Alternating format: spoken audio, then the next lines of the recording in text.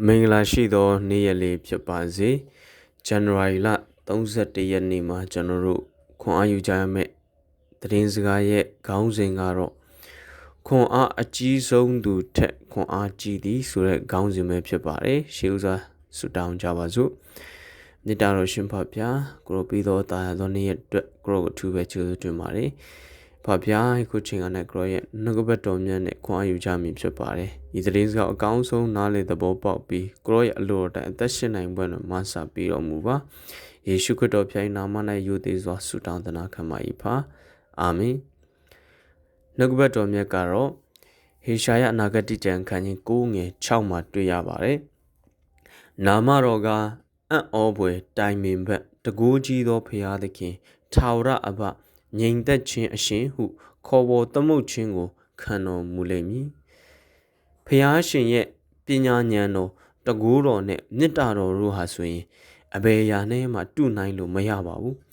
လမ်းလွဲသွားတဲ့သိုးတငယ်တကောင်တလေကိုမှကိုတော်စွန့်ပစ်လို့မထားပါဘူးကိုတော်ဂတိထားတော်မူပါတယ်ဖရာရှင်ရဲ့ကရုဏာတော်နဲ့တနာကျင်နာမှုဟာဆိုရင်မဖောက်မပြန်ပဲရှိနေတဲ့ဝိညာဉ်တိုင်းနဲ့ဆက်သွယ်ပေးထားပါတယ်လူသားကိုယ်စားလှယ်ဟာဆိုရင်ဖရာသခင်နဲ့ဆက်သွယ်ပေးလို့မရပါဘူးလူတွေဟာဆိုရင်အပြစ်ကြောင့်ဖောက်ပြန်ပျက်စီးနေကြရပါတယ်ခရစ်တော်ရှင်ကတော့မိမိရဲ့အသက်ကိုပူဇော်ပြီးတော့ထာဝရပလင်တော်နဲ့ဆက်သွယ်ပေးပါတယ်ဇာခရိယဆိုရင်ယောရှုအကြောင်းကိုယေဘရဟိတ်မင်းအဖြစ်ဖော်ပြပါတယ်ခရစ်တော်ဟာဆိုရင်အမြင့်ဆုံးသောယေဘရဟိတ်မင်းဖြစ်ပြီးတော့မှနောင်တရတဲ့အပြစ်သားအားလုံးအတွက်ကိုစားပြုကြောင်းကိုပုံဆောင်ထားပါတယ်တရားလွှတ်တော်ရှင့်နေရဲ့လက်ရာဘက်မှာစာရန်ဟာဆိုရင်ဆွဲချက်ပြုနေပါတယ်စာရန်ရဲ့ဆွဲချက်အားလုံးကိုကိုစားပြုခြေပပေးခဲ့ပါတယ်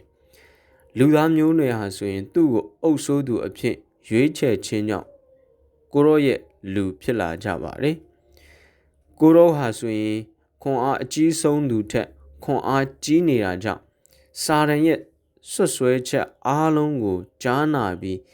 အိုးစာရန်ထာဝရဘုရားသည်တင့်ကိုဆုံးမပါစေလို့တုတ်ပြန်ပါတယ်ယေရုရှလင်မြို့ကိုရွေးကောက်တော်မူသောအရှင်သည်တင့်ကိုဆုံးမပါလေစေမိထဲမှနှုတ်ယူသောအမတ်တစိတ်ဖြစ်သည်ဆိုပြီးတော့မှဆိုထားပါတယ်ညဉ့်ညူသောအဝတ်ကိုဝတ်၍ကောင်းကင်တမန်ရှေ့မှရပ်နေသည်ဖြစ်၍ကောင်းကင်တမန်က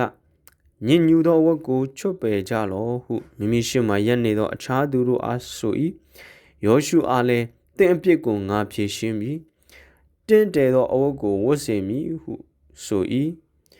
ငါကလည်းစင်ကြယ်သောပေါင်းကိုသူ၏